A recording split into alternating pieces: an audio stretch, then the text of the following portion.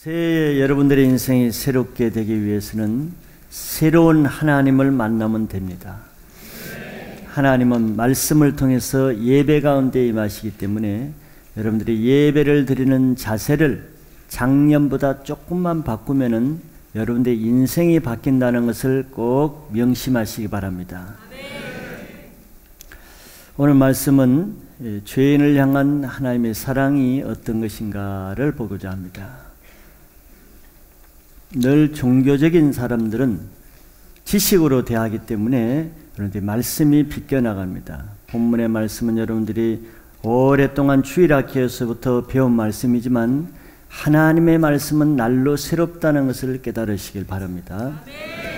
우리는 본문에서 같은 사람을 두고도 전혀 반대로 보고 말하는 경우가 있다는 것을 오늘 보고자 합니다.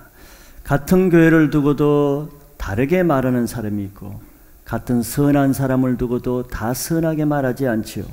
어떤 사람은 매우 좋은 사람이라고 말하는 반면에 그 옆에서 똑같이 있는 사람은 아주 나쁘게 말하는 사람이 있습니다. 무엇이 그렇게 만듭니까? 같은 사람을 두고도 왜 다르게 보고 다르게 말하죠? 그것은 보는 사람의 눈이 다르기 때문이지 그 사람이 다르기 때문에 그런 것은 아니죠. 마음이 선한 사람은 예수님의 말씀대로 마음에 선한 사람은 보는 눈이 선하기 때문에 선하게 보고 선하게 말합니다. 마음에 품은 것을 말로 나타나게 되어 있죠. 그렇기 때문에 그런 사람은 늘 마음에 선한 열매를 맺게 됩니다. 그래서 마음에 평강과 기쁨이 주어지죠. 그러나 또 다른 사람들은 선한 사람을 볼 때도 왜 이렇게 악하게 보이겠습니까? 자기 속에 악한 것이 쌓여 있으면은 선한 사람도 왜곡된 눈으로 보기 때문에 나쁘게 보고 나쁘게 보니 나쁜 말을 하게 됩니다. 나쁜 말을 하게 되니 내 마음에 나쁜 것이 들어와 불평과 불만과 짜증과 부정적인 고통을 당하게 되는 것이죠. 그렇기 때문에 여러분들은 세상을 살아가다 보면은 세상 사람의 말이 얼마나 틀리다는 것을 알 수가 있죠. 그렇기 때문에 사람의 말을 들을 때는 그 말 자체를 듣기 이전에 그 말을 누가 하는가 하는 것을 먼저 들어야 됩니다. 그것이 더 중요한 것이죠. 똑같은 사건을 두고도 누가 그 말을 하는가에 따라서 전혀 다르게 말하기 때문에 그렇다면 사람을 먼저 보아야 된다는 것이죠. 말보다도. 교회를 다녀도 사람마다 신앙이 다 다르죠. 어떤 한 사람은 10년, 20년 다녀도 신앙이 자라지 않고 늘 맹목적으로 다닌 사람이 있습니다. 왜 그렇겠습니까? 사람이 똑같은 말씀을 듣고 똑같은 교회를 다니고 똑같은 성경을 가지고 한 하나님을 바라보면서 신앙함에도 불구하고 신앙이 다른 것은 성경을 보는 눈이 다 다르고 하나님을 보는 눈이 다 다르기 때문에 그런 것이죠. 그래서 어떤 사람은 하나님을 신뢰하고 하나님은 사랑이라고 하나님을 좋게 보는 신앙을 하는 사람이 있는 반면에 어떤 사람은 똑같은 하나님을 두고 같은 성경의 하나님을 들으면서도 하나님의 그 보는 관점이 왜곡되어서 하나님은 늘 부정적으로 자기를 보고 자기가 부정적으로 보기 때문에 하나님은 늘 무섭고 늘 자기에게 화를 내시는 분으로 하나님을 사랑보다는 두려움으로 대하는 사람이 있죠. 같은 하나님입니다. 그 사람에게는 그렇게 대하고 저 사람에게는 저렇게 대하는 하나님이 아니시죠. 자기가 그렇게 하나님을 대하기 때문에 하나님이 자기를 그렇게 대하는 것처럼 느낄 뿐입니다. 오늘 성경에는 예수님께서 하나님의 사랑을 설명하고 계시는데 하나님을 특별히 아버지로 비유해서 설명하세요. 예수님도 하나님을 말씀하실 때 아버지여 그랬죠. 아버지여 내 영혼을 부탁하나이다. 아버지라고 말씀하십니다. 아버지는 하나님의 권위와 하나님의 성품을 나타내는 상징입니다. 그래서 아버지는 굉장히 중요한 존재예요. 사람에게. 왜? 하나님을 대신하는 존재이기 때문에. 그래서 이 세상에 사람들은 육신의 아버지와의 관계가 어그러지거나 왜곡된 사람은 그 모든 아버지를 보는 관점이 그렇게 보죠. 모든 권위자와 모든 남자와 모든 권위자를 보는 눈이 자기 아버지를 보내면서 이미 결정이 되고 형성됩니다. 그것은 곧 다른 사람에게 뿐만 아니라 하나님을 보는 관점에 직결되어 있는 것이죠. 늘 하나님을 자기 아버지의 속성으로 보기 때문에 아버지에 대해서 상처와 좋지 않은 관점을 가진 사람이 하나님을 사랑으로 친밀하게 그렇게 보기는 쉽지가 않지요. 오늘 본문의 비유의 말씀이 예수님께서 이 말씀을 하시게 된 배경을 여러분들이 아실 것입니다. 15장에는 이 말씀만 하시는 것이 아니고 몇 가지 하나님의 사랑에 대해서 비유를 하시죠. 잃은 양의 비유도 하시고 잃어버린 드라크마를 찾는 여인의 비유를 하시고 또 잃어버린 아들을 찾는 아버지의 마음을 비유로 여러 가지로 말씀하십니다. 왜 이렇게 세 가지 비유를 해 가시면서까지 이 아버지의 사랑을 설명하시겠습니까? 그 이유가 바로 1절, 2절에 나와 있죠. 1절, 2절에 보면은 예수님이 이 말씀을 하시게 된 동기가 나와 있습니다. 모든 세리와 죄인들이 말씀을 들으러 가까이 나왔으니, 그런데 2절에 보니까 바리새인과 서기관들이 수군거려 이르되 이 사람이 죄인을 영접하고 음식을 같이 먹는다 하더라. 이 말씀이 예수님 귀에 들린 거죠. 세리와 창기들이 예수님 말씀을 듣기 위해서 기쁨으로 즐거워하면서 나왔는데 다 즐거워하는 것이 아니고 그때 기분이 나빠서 마음에 분노를 품고 예수님께 나와서 하는 말이 바로 이 말입니다. 수군거리며 죄인을 영접하고 음식을 같이 먹는다라고 칭찬하는 것이 아니로 비난했어요. 세리와 창기들과 함께 잔치를 베푸며 음식을 먹는 것을 굉장히 기뻐하고 좋게 보는 사람이 있을 수도 있는 반면에 예수님이 창기와 세리들과 함께 먹는 것을 굉장히 악하고 나쁘게 먹는 똑같은 사건을 그렇게 보는 수가 있는데, 여기에 나오는 서기관과 바리새인들은 예수님이 창기와 세리들과 함께 먹는 것을 아주 나쁘게 악하게 분노하는 마음으로 보았습니다. 바로 이 비유의 말씀을 세 가지나 하시게 된 데는 예수님이 아마 서기관과 바리새인들의 하는 그 행동과 보는 그 눈을 인해서 예수님 적지 않은 부담을 갖고 마음이 아프고 심지어는 좀 충격을 받으셨을 거예요. 왜? 그들이 종교 지도자고 백성들에게 성경을 가르치고 백성들에게 하나님을 가리키는 종교 지도자들이 가지고 있는 그 눈이 너무 잘못되고 너무 왜곡되고 너무 악한 눈을 가지고 있단 말이에요. 그래서 예수님 마음이 얼마나 아프시겠어요.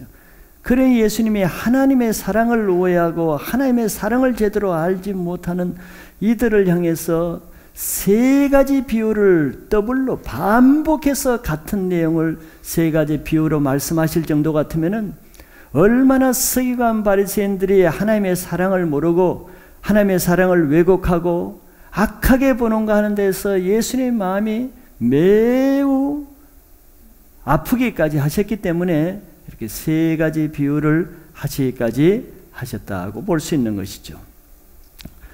그래서 본문은 바로 교회를 오래 다니면 서기관과 바리새인뿐만 아니라 모태신앙으로 자라서 교회 안수집사, 장로, 권사로 있으면서 아니면 목회자로, 전도사로, 선교사로 있으면서 평생 교회를 다니며 남에게 성경을 가리키면서 하나님을 오해하면서 평생 자기도 성경을 오해하고 남에게도 오해한 성경을 잘못 가리키는 이런 사람들이 얼마나 많다는 것을 보여주고, 오늘 본문은 예수님이 바로 그런 사람들에게 하나님의 사랑을 바로 가르쳐 주기 위해서 설명하는 것입니다. 모태신앙부터 신학을 나온 모든 사람들은 이 누가복음 15장 두 아들의 비유는 귀에 닳도록 오늘 제가 설교를 안 해도 다 알고 있을 거예요. 그러나 문제는 그 내용을 모른다는 것이 아니고, 그럼에도 모태로부터 주일학교 때부터 교회 안에서 이 말씀을 알고 있으면서도 여전히 그 각자 속에는 하나님의 사랑이 없고 하나님에 대한 왜곡된 지식을 가진 이 서기관과 바리새인 같은 종교생활하는 이들에게 예수님은 지금 안타까운 마음으로 주님의 사랑을 설명하고 계시는 거예요. 지식은 하나님을 아는데 아무 도움이 되지 않는 거예요. 교만하게 할 뿐이죠. 바리새인들이 성경 지식이 부족해서 하나님의 사랑을 오해하고 하나님의 사랑을 몰랐겠습니까? 모든 밤낮으로 어릴 때부터 늙어 죽을 때까지 성경만 연구하는 사람들인데, 이것이 바로 종교인들의 문제라는 거예요. 종교인들은 교회를 안 다니고 하나님을 안 섬기는 것이 문제가 아니고 도무지 영적인 깨달음이 없다는 거예요. 말씀을 다 지식으로 듣기 때문에 영적인 깨달음이었기 때문에, 하나님은 영이신데 영으로 하나님을 깨닫지 못하면 깨닫지 못하는 거예요. 지식으로는 하나님을 깨달을 수가 없는 것이죠. 여러분들 2012년도 한 해가 새롭게 되기 위해서는 내 귀가 새롭게 되지 않으면 안 됩니다. 내 귀가 할례받지 않으면 하나님의 말씀을 영으로 들리질 않는 거예요. 한 번의 예배를 통해서 변화될 수 있는 것은 말씀이 영으로 새롭게 들릴 때 그렇게 된다는 것을 믿으시기 바라요. 오늘 본문은 두 아들처럼 아버지 집에는 같이 살고 있지만, 아버지와 같은 집에 살고는 있지만 아버지의 깊은 사랑을 모르는 채 하나님의 마음을 오해하는 사람들을 향해서 주시는 말씀입니다. 그런 사람은 이 본문을 모르는 사람이 아니에요. 교회를 다녀보지 않은 불신자들이 아닙니다. 이 말씀은 지금 평생을 교회 안에 있으면서도, 이 말씀을 너무나 잘 알고 있으면서도 아직도 하나님의 사랑을 느끼거나 하나님의 사랑을 알지 못하는 그런 1절 2절에 나오는 바리새인과 서기관들, 하나님의 사랑을 아는 죄인들과 같이 먹는 것을 악하게 보고 비난하는 그런 사람들을 향해서 하시는 말씀입니다. 그런 사람들에게 하나님의 사랑이 필요하기 때문에 그렇죠. 서기관과 바리새인은 세리와 창기들이 하나님의 사랑이 필요하다고 생각할지 몰라도 예수님이 보시기에는 세리와 창기들이 아니라 서기관과 바리새인들이 정말 하나님의 사랑이 필요한 대상으로 보신 거죠. 올해는 하나님의 마음을 알아서 하나님과 더욱 친밀한 사랑의 관계를 회복하는 한 해가 되시기를 바랍니다. 첫째, 두 아들을 볼 때 먼저 둘째 아들을 먼저 보겠습니다. 둘째 아들은 우리가 알듯이 방탕한 아들이죠. 여기 둘째 아들은 하나님을 떠나서 세상에서 방탕한 삶을 사는 세리와 창기 같은 죄인들을 상징하고 있죠. 바리새인들은 그런 세리와 창기들 같은 죄인들을 하나님은 결코 그런 사람들을 사랑하지 않으신 분이라고 자기도 믿고 다른 사람에게도 그렇게 가르치고 세리와 창기에게 그걸 쇠뇌되듯이 말했습니다. 너 같은 자들은 하나님이 절대 사랑하지 않고 심판받는다. 그러니 너 같은 자들은 회당의 안식일에 와서는 안 된다. 이들은 그렇게 철떡같이 믿었죠. 하나님은 절대 죄인을 사랑하지 않고 세리와 창기 같은 자들은 심판을 하실 뿐이지 사랑하지 않고, 자기와 같이 평생 교회 안에서 성경을 잘 공부하고 안식일을 잘 지키는 이런 의로운 사람만 하나님이 사랑하시는 분이다. 이렇게 의심 없이 그들은 그렇게 믿었기 때문에 백성들에게도 그렇게 가르쳤죠. 그래서 많은 사람들은 교회를 가자고 하면은 이런 말을 하도 들어서 뭐라고 말하냐면은 나는 죄가 많아서 교회를 못 갑니다. 이렇게 말합니다. 그 말이 뭐겠어요? 하도 교회에서 죄가 많은 사람은 교회 오면 안 됩니다. 죄가 많은 사람은 하나님이 그들을 사랑하지 않습니다. 뭐 직접적으로든 간접적으로든 이렇게 가르치기 때문에 세상 사람이 나는 죄가 많아서 교회를 못 간다고 말하겠죠. 바리새인 서기관 시대에 많은 사람들은, 세리와 죄인들은 당연히 그런 마음을 가졌어요. 예수님 비유해서 성경 가까이도 가지 못하고 멀리서 가슴을 치면서 나는 죄인이로소이다, 나를 불쌍히 여기소서 하는 세리를 볼 때, 세리는 하나님께 가까이 갈 자격이 없다는 것을 본인이 하도 배워가지고 가까이 기도할 때도 가까이 갈 수가 없었던 거예요. 그래서 예수님은 이들에게 하나님은 그러신 분이 아니라는 것을 설명하시기 위해서 이 세 가지 비유를 하시는 거죠. 첫째, 이 둘째 아들을 보면은 둘째 아들이 아버지에 대한 마음이 어땠는가를 나타내고 있습니다. 이 둘째 아들은 인자하신 아버지 집에서 풍족한 삶을 살았습니다. 아무 부족함이 없었죠. 마음껏 먹고 쉬며 누리는 삶을 살면서도 불행한 것은 그럼에도 그 자기 자체의 인생에 대해서 아버지로부터 받고 누리는 그 사랑과 은혜를 깨닫지 못하기 때문에 아버지에 대한 감사가 없었습니다. 그거 당연시 여기는 것이죠. 근데 모태로부터 교회를 다닌 사람이 자기가 교회 다니는 데서 새롭게 막 뜨겁게 감사가 되기는 쉽지 않지요. 당연한 것이죠. 오히려 아버지에 대한 불만이 많았습니다.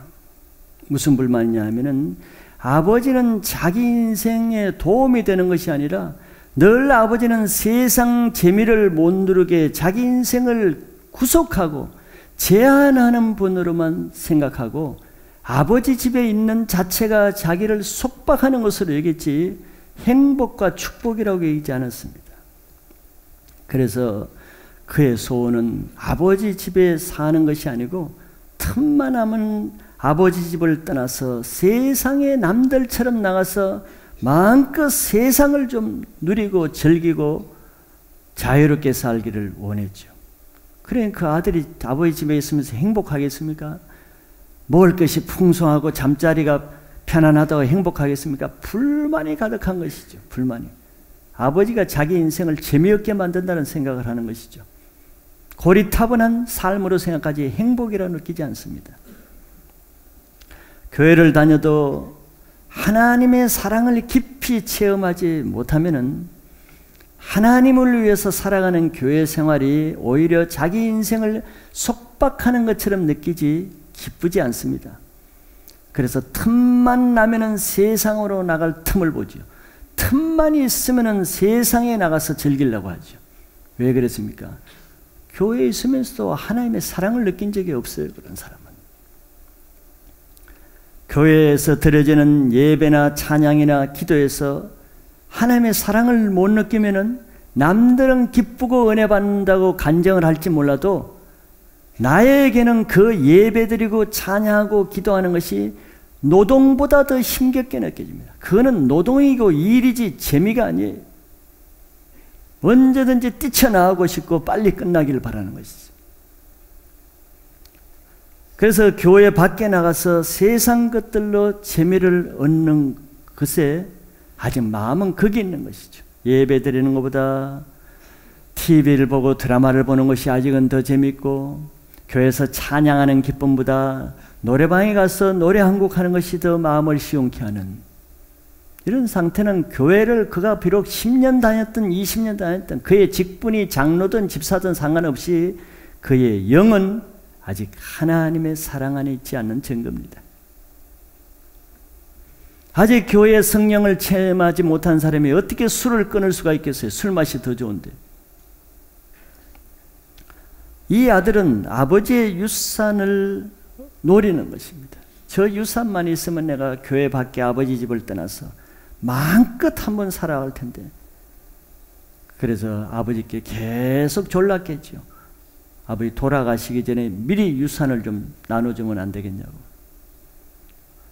그래서 유산을 졸라서 탄 다음에 며칠이 안 되어 자기가 꿈꾸던 생각대로 자기 나라에 있으면은 그러지 못하니까 다른 외국으로 나갔다 그랬어요. 먼 나라로 가서 마음껏 놀았는데 주로 창기들과 더불어 활락가에서 쾌락으로 그 많은 유산을 단시간에 다 허랑방탕하게 탕진했다 그랬죠. 꿈같은 세월을 보냈을 거예요. 세상에 이보다 더 좋은 인생이 없다고 생각했겠죠. 그러나 그것은 잠시지 오래 가지 않고 얼마 가지 않아서 다 돈이 떨어지고 설상가상으로 그날에 큰 흉년이 들어서 놀기는커녕 먹고 살기가 어렵게 됐습니다. 그래서 먹고 살기 위한 인생이 되었죠. 유대인으로서는 하지 말아야 될 짓까지도 하면서 먹고 살기를 원했습니다. 그것이 바로 돼지 치는 일. 유대인들은 돼지를 보지도 만지도 먹으면 안 됩니다. 하나님의 불결한 짐승이기 때문에. 이 아들은 먹고 살아야 되니까 굶어 죽지 않기 위해서 유대인들의 하지 말아야 될 돼지 치는 일을 하면서도 먹고 살려고 하나 돼지 죽도 주는 사람이 없어 그 짓을 하면서도 먹고 살기가 어려웠어요. 이게 우리 인생을 말하는 것입니다. 예수님은 그냥 비유를 얘기하는 것이 아니죠. 우리 인생의 가는 길을 코스를 말해주는 거예요. 그래도 아무도 돼지까지 치는 일까지도 하는데 자기에게 먹을 것을 주는 사람은 없었어요. 아무도 도와주는 자가 없었습니다. 그게 우연이겠습니까? 돈이 떨어지고 흉년이 들고 자기 인생이 하지 말아야 될 금기성까지 넘어가면서 그 일을 해가면서 돈을 벌고 먹고 살아도 되는 일이 없어요. 이 세상은 우연히 아무것도 없습니다. 참새 2마리가 떨어지는 것도 하나님의 허락 없이는 떨어지지 않아요. 개미 1마리가 죽는 것도 우연히 개미가 물에 빠져 죽는 게 아닙니다. 하나님의 허락 없이는 아무것도 이루어지지 않아요.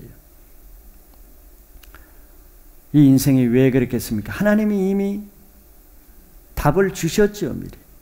시편 107편 10절에서 12절 보면은 하나님이 답을 이렇게 말씀했습니다. 사람이 흑암과 사망의 그늘에 앉으며 공고와 쇠사슬에 매이는 이유를 미리 말씀해 줬어요. 그냥 저절로 흑암, 깊은 흑암에 빠지는 것이 아니다. 재수가 없어서 그렇게 빠지는 것이 아니다. 사망의 그늘에 그냥 아무나 앉다 보니까 사망의 그늘에 앉는 것이 아니다. 내 인생이 그냥 공고해지는 것이 아니다. 내 인생이 사방으로 쇠사슬에 매이는 것처럼 결박을 당하는 것이 재수가 없어서 운이 나빠가지고 그렇게 되는 것이 아니라는 거예요. 여러분들 인생이 되어지는 것이 재수가 나빠서 그렇습니까? 그거는 사단을 믿는 사람들이 하는 말이고 천지를 창조하시고 인생을 주관하시는 하나님은 정답을 말해주고 있어요. 그것이 왜 그런가? 11절에 보면은 이유를 분명히 말씀하십니다. 하나님의 말씀을 거역하며 지존자의 뜻을 멸시했기 때문이다. 하나님의 말씀을 거역한 죄와 하나님의 뜻을 우습게 멸시한 그것이 너를 그렇게 만들었다는 것이죠. 그래서 하나님이 어떻게 하게 하시냐? 12절에 보면은 그러므로 그가 고통을 주어 그들의 마음을 겸손하게 하셨으니.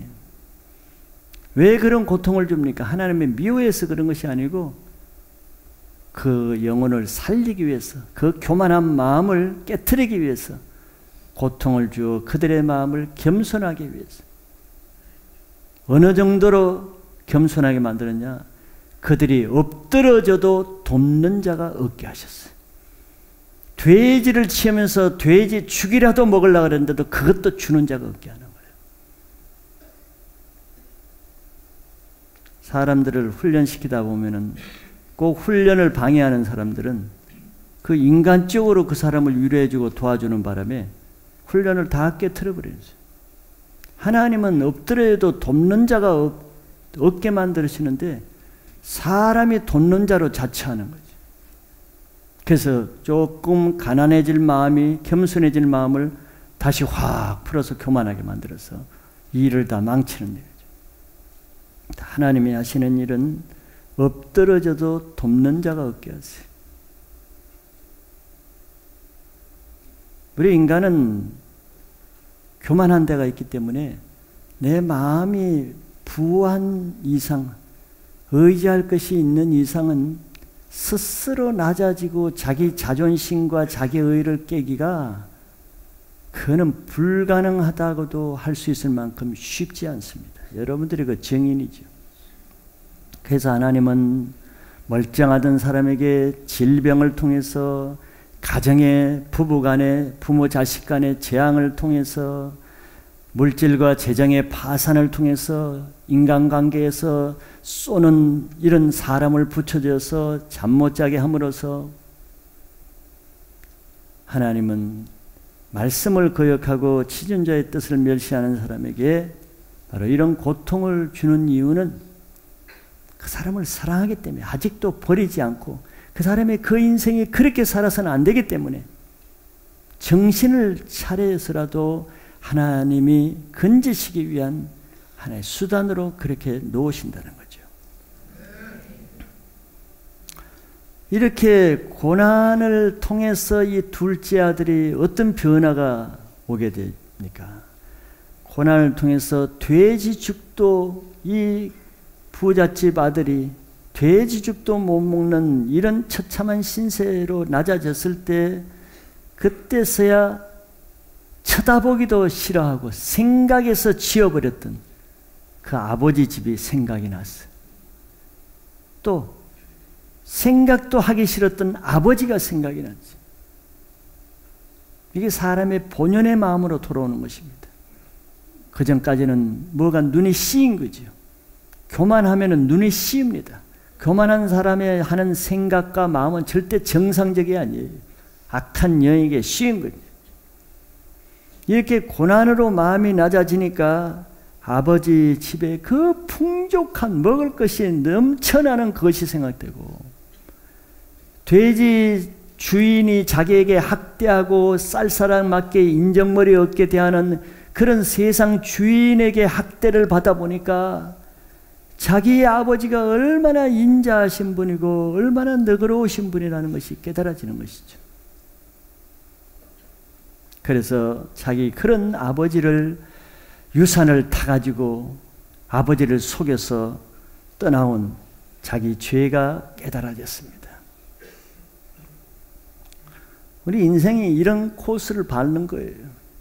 그래서 겸손하면은 고생을 덜 합니다. 겸손하면은 갑지불이 적습니다. 겸손한 사람은 세월을 낭비하지 않아요. 그 많은 세월을 하나님께 상급 쌓는 기회로 드리게 되지 자기 인생 돌이키는 고난, 환난, 결박당하는데 인생을 낭비하지 않게 됩니다.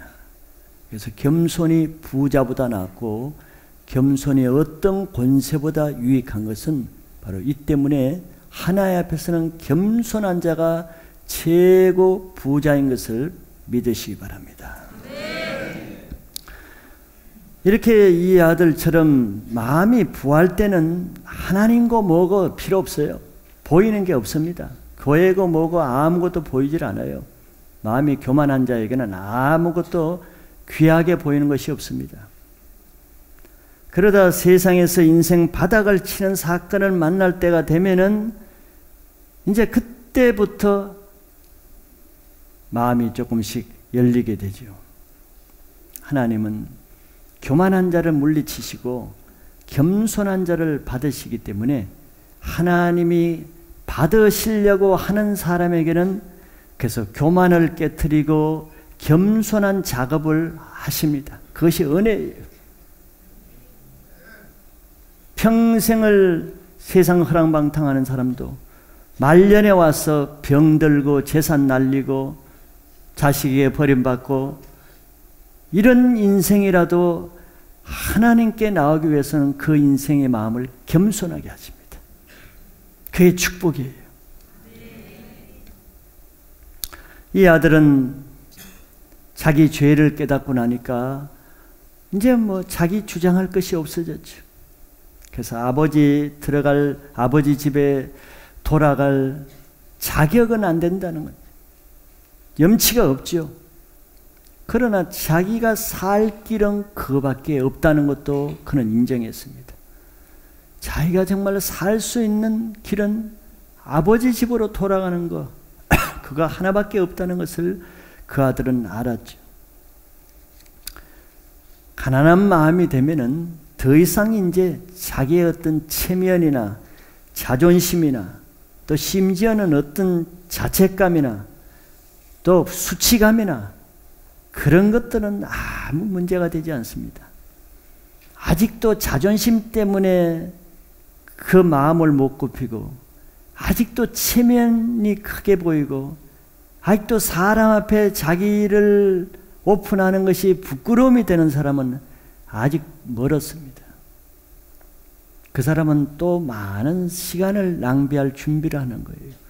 그 사람은 또 큰 갑지부를 지금 받을 준비를 하고 있는 것입니다. 그런 사람을 보면은 마음이 아프죠. 저 사람이 또 이제 한 작업을 하나님이 하실 텐데 왜 저런 마음을 아직도 가지고 있는가?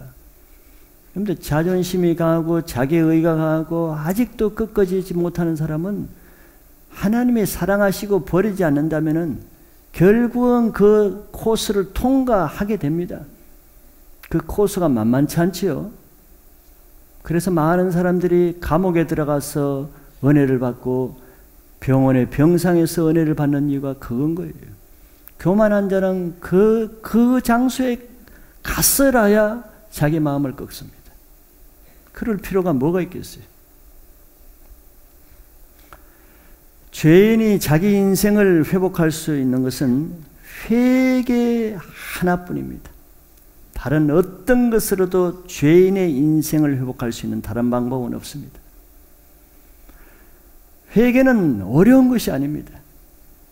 회개는 하나님을 떠나온 자기 인생을 그 죄에서 돌이켜서 하나님께로 돌아가는 것이에요. 정상에서 벗어난 내 인생을 정상으로 다시 돌이키는 것입니다. 뭐가 어렵습니까? 그런데 교만한 이 영이 들어오면은 교만은 자기 죄를 회개하기보다는 부요한 아버지 집을 뻔히 놓고도 안 들어가면서 밖에서 굶어 죽을지언정 아버지 집에 들어가지 않는 것이 교만의 병이죠. 그러나 겸손한 자는 그런 고집을 내려놓고 하나님의 다스림에서 자기 인생을 내어 맡기는 것입니다. 자존심도 내어놓고 부끄러움도 내어놓고 자기 의도 내어놓고 자기 고집도 내어놓고 하나님께 내어드리고 자기를 주장하지 않는 자세예요. 그러면 하나님이 그 인생을 가장 부한 인생으로 회복해 주신다는 것을 믿으셔야 돼요. 두 번째는 아들을 향한 아버지의 마음이에요. 지금 아버지를 향한 아들의 마음을 받고 또 두 번째는 이제 반대로 아들을 향한 아버지의 마음입니다. 이 아들이 아버지께 돌아가고자 할 때 한 가지 걱정은 과연 아버지가 자기를 어떻게 대하실까 이런 걱정이 있죠. 왜냐하면 이 아들이 아버지에 대한 지금까지의 기억은 아버지에 대한 잘못된 인식을 가지고 있기 때문에 그렇습니다. 보통 세상의 아버지는 이렇게 아버지의 유산을 다 그냥 사업하다가 망한 것도 아니고 사창가에 가서 환락가의 창기들과 더불어서 다 탕진한 이런 아들을 어떻게 대하는 것인가 하는 것은 우리의 상식이 있죠.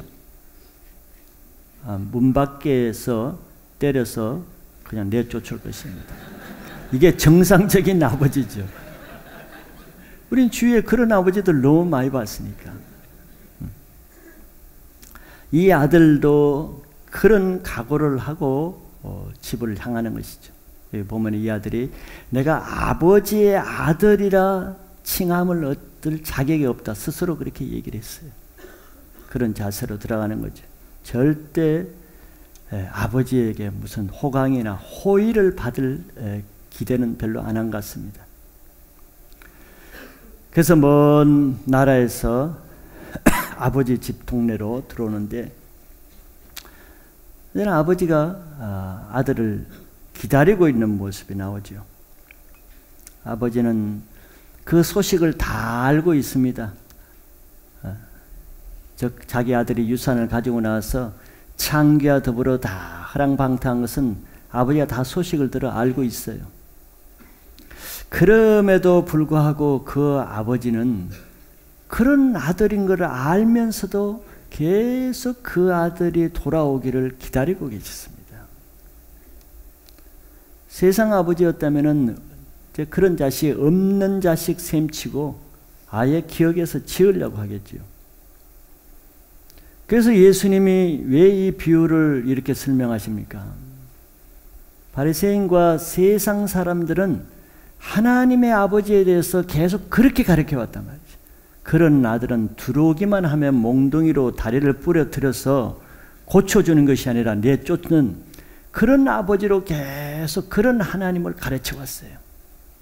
그래서 세상 사람들은 하나님을 그런 사람으로 알고 있단 말이에요. 이 비유를 여러분들 평범하게 들으면 안 됩니다. 예수님은 다 의도가 있는 거예요. 이 바리새인들이 너무 잘못 가르쳐 놓은 아버지의 사랑을 바로잡기 위해서 이 비유를 하는 거기 때문에 그런 관점에서 이 비유를 들으셔야 예수님의 의도를 알 수 있습니다. 세상 아버지는 다 이렇게 하는데 우리 아버지, 하나님 아버지는 그렇지 않다는 걸 지금 설명해 주고 있는 거죠. 하늘의 아버지는 우리가 죄를 짓고 있는 걸 다 알고 계세요. 세상에 나와서 무슨 짓을 하는지 다 알고 계시지만서도 아버지는 우리를 버린 자식으로 여기는 것이 아니라 그럼에도 불구하고 계속 돌아오기를 기다리는 아버지라는 거예요.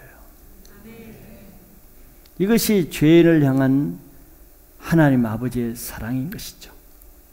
누가복음 19장 10절에 보면은 인자가 온 것은 잃어버린 자를 찾아 구원하려 함이라. 하나님이 예수님을 이 땅에 내려보내셨죠. 왜 내려보내셨는가? 이 한 구절에 잘 나타나겠어요. 여기 누가복음 15장 첫 번째도 나와 있지만 자기 아들을 내보낸 것은 교회 안에 잘 있는 자, 매주일 교회를 잘 나오는 자, 잃어버리지 않는 자를 모으기 위해서 보내신 것이 아니었다 그런 거죠. 잃어버린 자를 구원하기 위해서 보냈다는 거예요. 같은 내용 같지만 예수님은 지금 반대로 말하고 있는 거예요. 바리새인들의 생각은 하나님을 반대로 말했습니다. 메시아를 보내는 것은 그동안에 교회 안에 있으면서 하나님을 잘 믿는 사람을 위해서 올 것이다. 예수님은 반대로 말하는 거예요. 아니다. 교회 밖에 99마리를 위해서 온 것이 아니라 잃어버린 한 마리 양, 안 잃어버린 드라크마를 찾을 이유는 없죠. 잃어버렸으니까 잃어버린 드라크마를 찾는 거죠. 이런 개념이란 말이죠. 오늘도 하나님은 자기를 오해해서 아예 돌아올 생각도 못한 채 하나님을 멀리 떠난 사람들을 돌아오기를 기다리고 계십니다. 이 하나님의 마음을 아신다면 여러분들 몸으로 돌아올 뿐만 아니라 몸으로 교회에 오는 것이 다 돌아오는 것이 아니고 근데 하나님 마음을 하나님께로 돌아오시길 바랍니다. 옷을 찢지 말고 마음을 찢으면서 하나님께로 돌아오기를 그런 사람을 하나님 지금 기다리시는 거예요. 바리새인 서기관처럼 몸으로 성전을 메우고 회당을 메우는 그런 사람을 찾는 것이 아니고 마음을 하나님께 드리는 이 한 사람을 찾으시는데 2012년도에는 여러분들 주님이 그런 마음을 찾으실 때 여러분들 그런 마음으로 주님께 나가는 자가 되시길 바랍니다. 두 번째는 측은히 얘기하셨다 그랬어요. 아들이 초라한 옷차림으로 동네에 들어왔겠죠. 뭐 돼지 치다 왔으니까 옷이 냄새도 나고 초라했겠죠. 아들은 얼굴을 들지 못하고 왔을 것입니다. 뭐 죄인된 모습이니까. 그래서 아들이 아버지를 알아보기 전에 먼저 아버지가 아들을 알아봤다 그랬어요. 아버지는 죄만 짓고 자기 재산을 다 탕진한 그 아들을 볼 때 첫 보는 마음이 아들이 믿고 정죄하고 못된 아들로 보는 것이 아닙니다. 이게 놀라운 변화예요.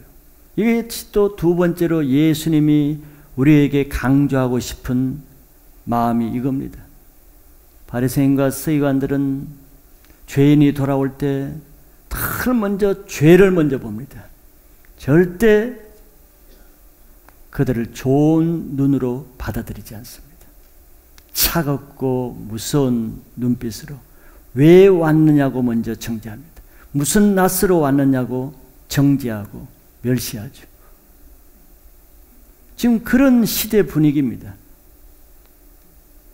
예수님이 이 비유를 말씀하실 때 실제로 바리새인들의 그 분위기는 그런 분위기였다는 걸 여러분들이 상상을 할 때 이 아버지의 비유는 굉장히 충격적인 반대입니다. 그런 탕진하고 돌아온 그 초췌한 아들을 보고 아버지는 미워하는 것이 아니라 그 속에서부터 그 자비와 불쌍히 여기는 마음이 불타올랐어요. 너무 불쌍하게 보이는 거예요. 미운 것이 아니고 자기 아들이 밖에 나가서 저렇게 고생하면서 돼지 육즙 못 먹고 아들을 보는 눈이 틀립니다. 바리새인이 죄인을 보는 눈과 예수님이 말씀하시는 아버지가 똑같은 죄인을 보는 눈은 180도 다른 거예요. 같은 아들을 보는데 180도 보는 눈이 다른 것입니다. 여러분들은 하나님을 믿는 사람으로서 죄인들을 보는 어떤 눈을 가졌는가 생각해 보세요. 그런 사람들이 있는 교회에 죄인들은 발붙이기가 쉽지 않습니다.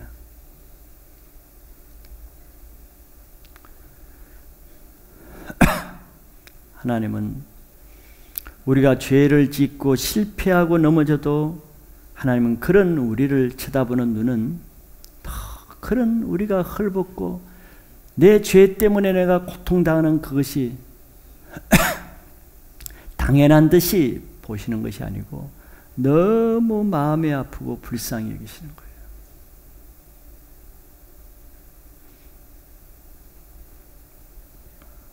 물론 하나님은 죄는 미워하십니다.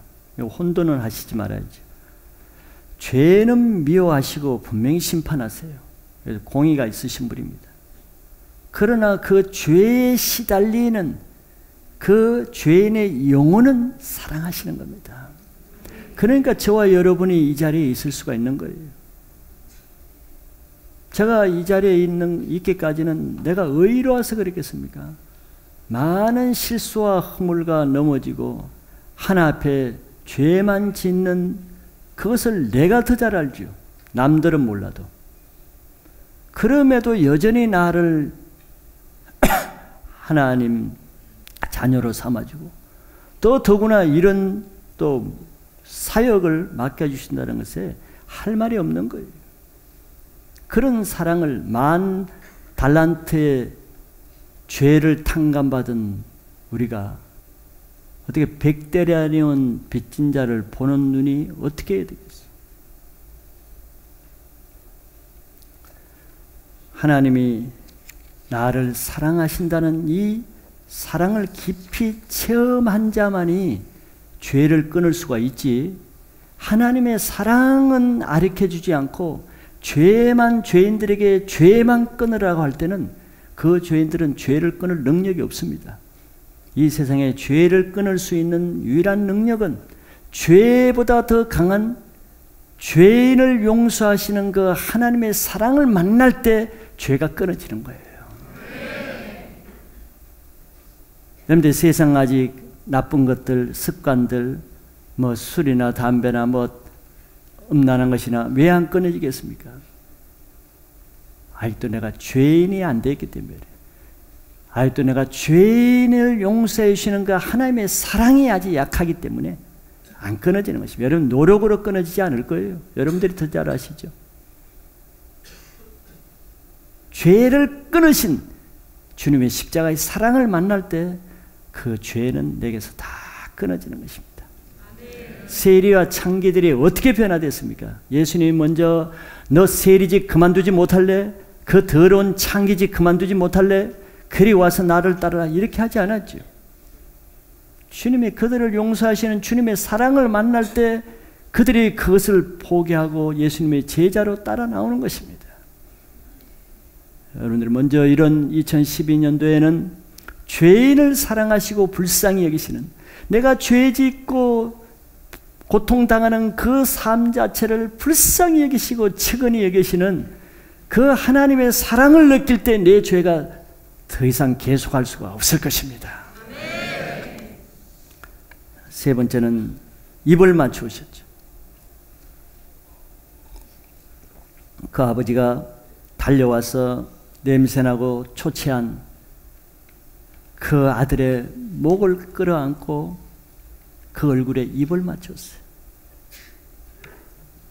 이것이 아들을 향한 아버지의 마음이죠. 아버지의 마음. 성경 어디에 바리새인과 세리가 창기를 안고 세리를 안고 입 맞추었다는 내용은 어디에도 나올 수가 없죠. 그러기는 그냥 창기와 가까이 하는 것도, 같이 먹는 것도, 그 집에 들어가는 것도 금하는 그런 시대의 종교적인 분위기 상태예요. 그런 상태에서 그 아버지가 그런 아들의 목을 맞추고 입 맞춘다는 것은 바리새인 서기관들이 상상할 수 없는 개념을 초월하는 비유입니다. 이것이. 근데 예수님은 하나님의 사랑은 이런 사랑이라는 것이, 바리새인들은 상상할 수 없는 이런 사랑이라는 것이죠. 아들의 행위로는 사랑을 받을 자격이 없지만 아버지는 아들이기 때문에 사랑하는 거예요. 아버지의 사랑은 이것입니다. 아들이기 때문에, 자기가 창조한 아들이요 딸이기 때문에 본성적으로 사랑하는 거예요. 어미가 어떻게 자기 태에서 낳은 자녀를 잊을 수가 있겠습니까? 그가 잘하든 못하든 자기 태에서 낳은 자식을 잊을 수 없듯이 아버지는 자기가 창조하신 자기 자녀를 사랑하게 되어 있어요. 왜 이렇게 예수님께서 이런 아버지를 비유로 설명하시는가를 여러분들이 이제 아실 것입니다. 지금까지 서기관과 바리새인들은 하나님에 대해서 죄인을 정죄하고 심판하는 분으로 하나님을 반대로 가르쳐왔어. 하나님을 오해하도록 가르쳐왔어. 그러니까 예수님이 너희들은 왜 천국의 열쇠를 내가 맡겼더니 너희도 들어가지 않고 왜 들어가는 자를 막았느냐, 이 책망을 하시잖아요. 성경을 그들에게 맡겨서 하나님에 대해서 잘 가르치라고 맡겨놨더니 자기도 잘못 깨닫고 하나님에 대해서 바로 알려는 사람도 깨닫지 못하게 막았다는 것이죠.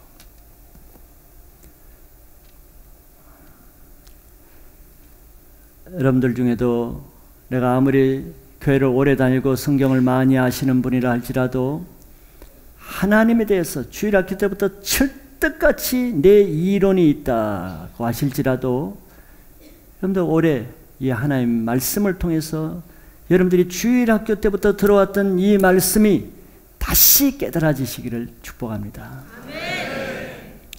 세 번째는 아들에게 베푸신 아버지의 사랑이죠. 아버지는 죄만 짓고 들어온 아들을 위해서 큰 잔치를 베풀며 기뻐했습니다. 여기서도 특징이, 하나님은 일단 자기 죄를 회개하고 돌아온 죄인에게는 더 이상 그 죄를 묻거나 죄를 책망하지 않습니다.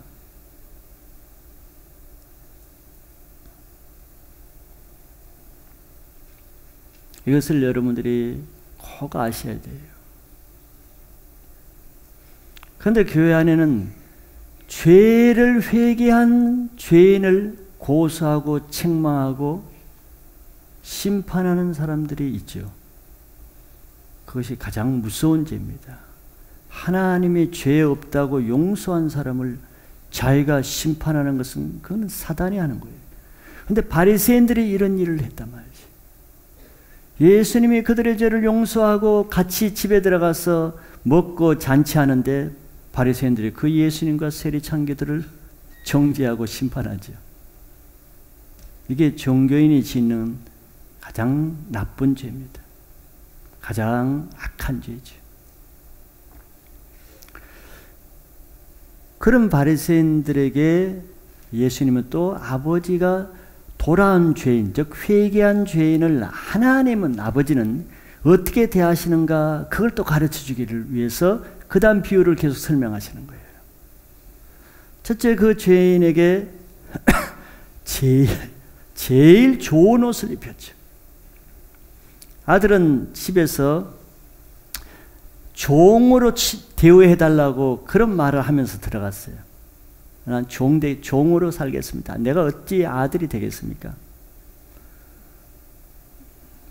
그런데 아버지는 그 더러운 아들의 옷을 벗기고 제일 집에서 좋은 옷으로 갈아입혔어요. 큰 아들에도 안 입히는 그 옷을 이 방탕하고 돌아온 이 아들에게 입혔어. 옷은 여러분들이 아시다시피 신분입니다. 신분. 종으로 받아들였던 아버지가 옷을 안 입혀요. 종의 신분에는 옷을 안 줍니다. 그런데 아들로 받아들인 거예요. 그런데 회개하는 자에게는 하나님이 하나님의 자녀가 되는 신분을 회복해 줍니다. 회개하지 못한 사람들은, 바리새인과 같은 사람은 하나님 앞에 살면서도 늘 죄인된 마음으로 삽니다. 이게 겸손입니까? 여러분, 겸손하고 구별을 해야 됩니다.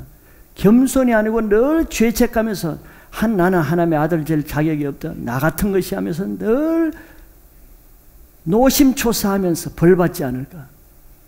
이게 하나님의 아들의 모습입니까? 종의 모습이지, 노예 모습이지.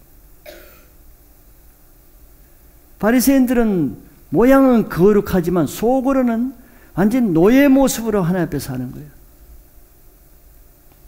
자기 죄를 용서 안 받은 적이 없기 때문에.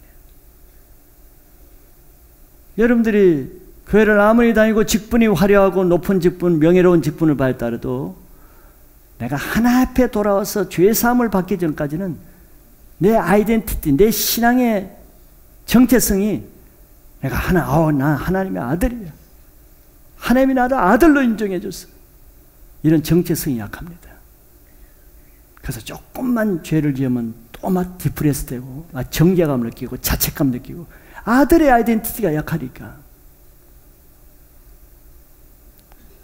근데 이 아들에게는 죄만 짓고 왔는데 아들의 신분을 회복해 주는 거예요.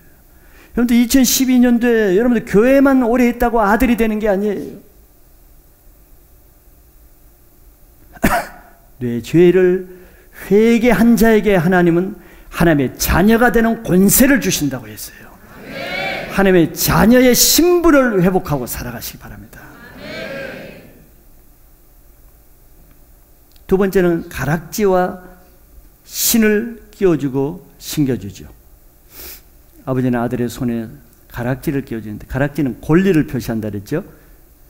옛날에 왕이 가지는 도장은 다 이 가락지로 되어 있단 말이죠. 왕의 권세, 자녀의 권세의 표시고, 신은 종이 아니고 자유인의 신분이라는 뜻이죠.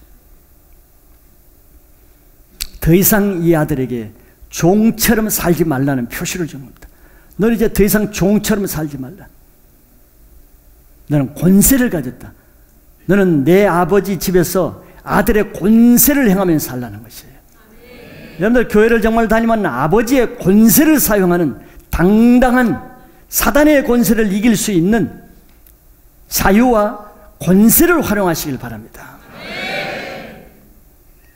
이게 하나님의 자녀들만 갖는 특권이죠.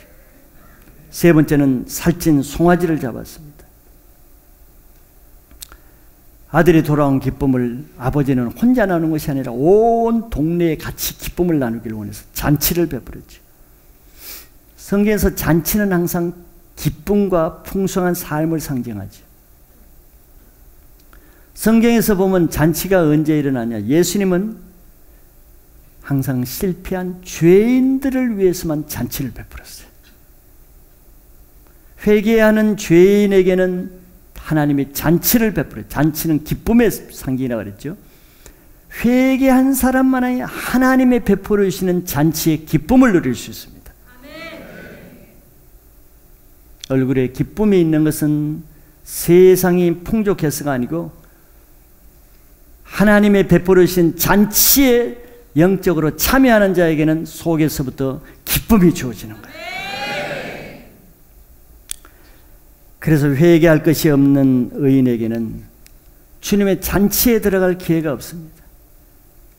그러나 회개한 죄인은 주님의 잔치에 들어가는 기쁨과 함께 기쁨을 회복해 주시죠. 진정한 하나님의 자녀는 하나님의 집에, 아버지 집에 있다고 되는 게 아니죠. 이 둘째 아들도 오랫동안 아버지 집에 있었어요. 그렇다고 해서 그 아버지의 진정한 아들이 아니었죠. 아버지의 사랑을 깨닫기 전까지는 아버지와 아들과의 관계가 형성되지 않습니다. 여러분들 교회에 오래 있다고 해서 하나님 아버지의 사랑이 더 깊이 느껴집니까? 물론 그럴 수도 있지만 자동적으로 그렇게 되지 않습니다. 성경을 많이 안다고 아버지와 가까워집니까? 그럴 수도 있지만 그런 도식적으로 되는 것이 아닙니다. 교회에 오래 다닌다고 하나님의 자녀가 되는 것이 아니고 아버지의 사랑을 깊이 깨닫는 자가 하나님의 자녀로 영적인 것이 회복되는 것이에요. 큰 두 번째로 성실한 첫째 아들에 대해서 빨리 보겠습니다. 첫째 아들은 평생 아버지 집을 떠난 적이 없습니다. 가출한 경험이 없어요. 평생 아버지 집에서 성실하게 열심히 아버지를 위해 살았습니다. 이것이 예수님 비유에서 서기관과 바리새인들을 비유하는 것이죠. 그럼 이 첫째 아들이 아버지의 관계가 어떤 것인가를 볼 수 있죠. 첫째 아들은 아버지를 사랑하는 마음으로 아버지 집에 있는 건 아닙니다. 아버지를 사랑하는 마음은 없었지만 장남으로서, 장자로서 아버지에 대한 의무감으로 아버지를 섬겼죠. 그는 아버지 집에서 정해진 규칙을 잘 지켜서 동생처럼 문제를 안 일으키고 아버지 앞에 착한 아들이 되려고 굉장히 노력한 성실하고 충성된 아들이었습니다. 그러나 아버지와 친밀한 교제나 아버지에 대한 따뜻한 사랑을 느끼지는 못했습니다. 아버지에 대한 사랑을 알지 못하는 이 큰아들은 아버지가 항상 자비롭고 은혜로우신 분이 아니라 늘 아버지는 근엄하고 무섭고 엄하신 분으로 그런 아버지를 섬기고 있었죠. 자기가 실수하면 큰 벌을 줄까 봐 열심히 일을 안 할 수가 없었습니다. 자기가 행여나 잘못하면은 회초리로 맞지 않을까 해서 안 맞으려고 열심히 일을 할 수밖에 없었어요. 그런 상태로 아버지 집에 사는 것은 행복이요 기쁨이 아니라 숨막히는 삶이고 아들이 아니라 노예 같은 삶을 사는 것입니다. 아들로서 아버지와의 사랑에서 오는 어떤 기쁨도 없이 노예같이 일만 한다는 것은 인생의 가장 불행한 인생을 사는 것이죠. 이게 바로 종교인들의 가장 불행한 모습입니다. 이런 아들을 보는 아버지의 마음이 더 아프겠죠. 둘째 아들도 아버지의 근심거리가 되지만 사실은 첫째 아들이 더 큰 근심거리입니다. 그러나 주위 동네 사람들이 볼 때 이 큰아들은 아주 훌륭한 효자요, 모범생으로 인정받을 거예요. 다 칭찬할 것입니다. 그리고 이 아들은 그러기 때문에 칭찬을 받고 동네로부터 인정받았기 때문에 자기 삶이 아주 반듯하게 바로 사는 줄로 자기도 그렇게 여겼겠죠. 사람들이 다 그렇게 여겨주니까. 그런 이 큰아들은 자기와 같이 성실하지 않는 이 둘째 아들, 동생을 볼 때 늘 판단과 정죄하는 마음으로 분노와 불평이 가득하겠죠. 그러니 그 큰아들의 얼굴이 동생을 볼 때마다 분노와 얼굴이 어둡고 기쁨이 없을 수밖에 없겠죠. 교회에서 하나님의 사랑이 없이 의무적으로 율법적으로 열심히 섬기는 사람의 얼굴에는 기쁨을 잘 찾아보기가 어렵습니다. 자유함이 없고 하나님의 사랑을 그런 사람에게 찾아보기는 어렵습니다. 오히려 차갑고 무섭고 사랑이 없고 경직된 모습이 나타나죠. 사람이 보기에는 굉장히 충성되고 모범적인 같은데 행복하지 않는 이유는 아버지에 대한 잘못된 생각으로 아버지를 섬기니까 그런 것입니다. 아버지에 대한 이 아들의 태도를 보면은 이 아들의 문제는 자기가 원체 성실하게 의롭게 살기 때문에 자기 아버지의 재산을 다 탕진한 자기 동생을 용서하지 못하는 것입니다. 즉 죄인을 용서할 수 없는 사람이 되어버린 거죠. 더구나 이 아버지가 방탕하고 죄만 짓고 온 이 자기 동생을 좋은 것을 줄 뿐만 아니라 송아지를 잡아가지고 잔치를 베풀어 주는데 도저히 그것을 용납할 수도 없고 그렇게 행하는 아버지를 도저히 받아들일 수가 없어요. 이 첫째 아들은 생각이 있습니다. 둘째 아들 같은 자는 당연히 아버지가 들어오면은 바깥에서 회초리를 때려가지고 무릎을 꿇게 해서 쫓든지 심판을 받아야 된다는 이 생각에 잡혀 있는 것이죠.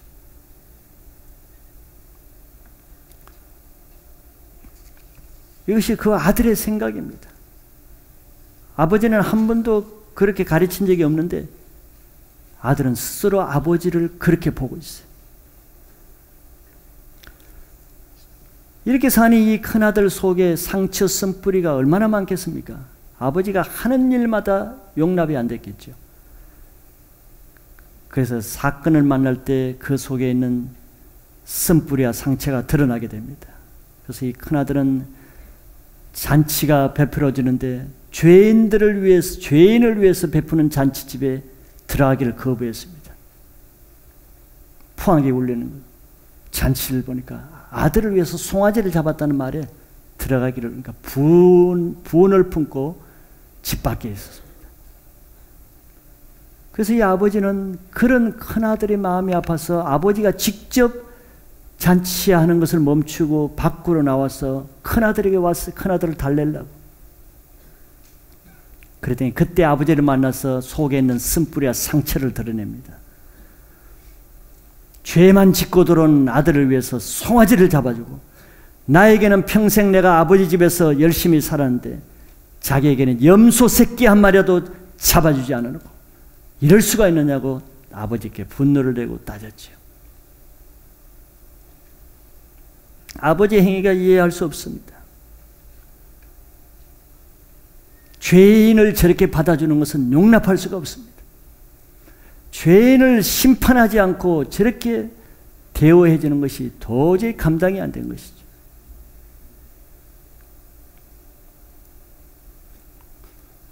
이것이 예수님이 서기관과 바리새인들을 봤더니 지금 그러고 있거든요. 15장 2절에서 지금 세리와 창기들이 예수님과 함께 먹고 마시는데 바리새인들이 그 집에 들어오지 않고 집 바깥에서 지금 예수님을 비난하고 욕하고 정죄하고 앉아있는 거예요. 큰아들의 하는 모습을 통해서 그들의 잘못된 하나님에 대한 관점을 교육하고 계시는 거죠.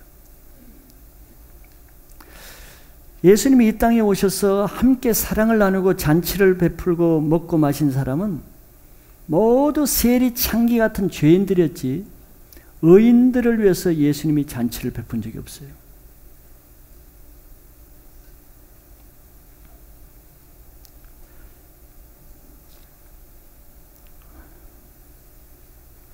그런 시대에 예수님은 거꾸로 하나님을 가리키는 것입니다. 죄인은 자기 죄로 인해서 심판받아야 마땅하고 하나님은 당연히 의인들만 사랑하는 것이 마땅하다는 이 바리새인들의 율법관을 깨트리는 것이, 잘못된 지식을 깨트리는 것이죠.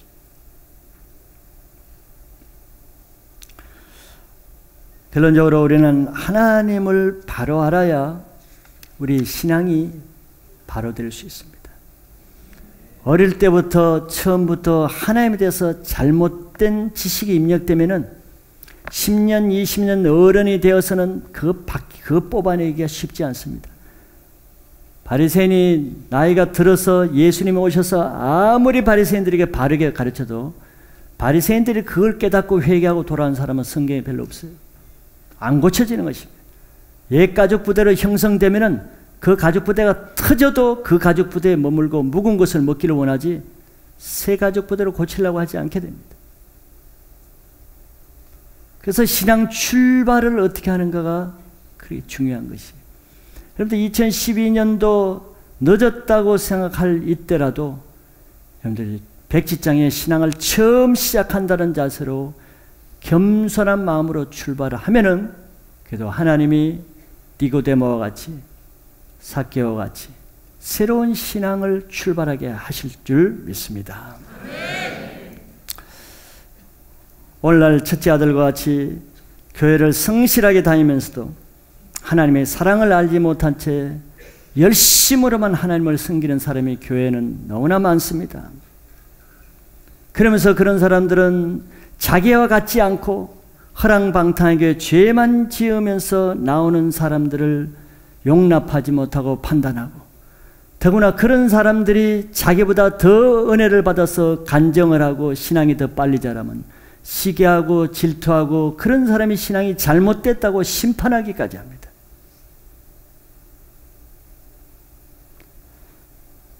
하나님의 마음을 알고 하나님의 사랑을 체험한 자만이 하나님을 섬길 수가 있어요. 내가 하나님의 사랑을 알지 못하는데 어떻게 하나님을 섬길 수가 있겠습니까? 하나님의 사랑은 다시 말씀하지만 의인을 향한 사랑이 아니고 십자가 위에서 자기 피를 흘리신 대상이 바로 죄인을 향한 사랑이기 때문에 자기 죄를 회개하는 사람만 이 하나님의 사랑을 깨달을 수가 있는 것입니다. 새해에는 죄인을 사랑하시는 이 하나님의 사랑을 더 깊이 체험해서 주님의 사랑으로 하나님을 사랑하는 놀라운 새 신앙이 되시기를 축복합니다.